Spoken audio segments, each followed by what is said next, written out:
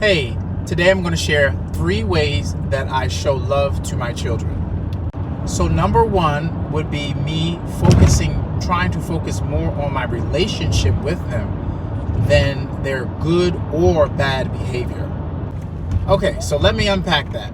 Okay, so I've noticed in my own personal relationship and how I was raised, and based upon my experience raising my own children, that if I focus so much on their good behavior, right, apart from my relational connection with them, then maybe that will teach them in their mind, hey, well, dad only loves me if I'm good or if I have good behavior.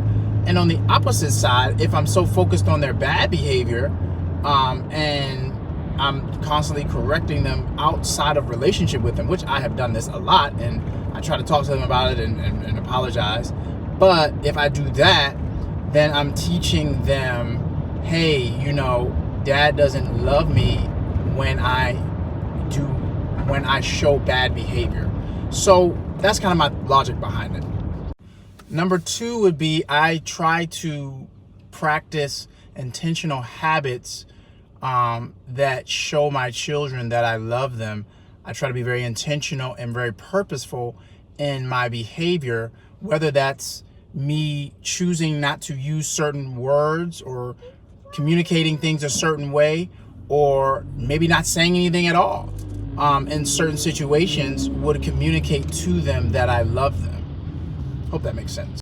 So again, and also with loving my children, I think that every situation requires a different response. So it's strictly situational.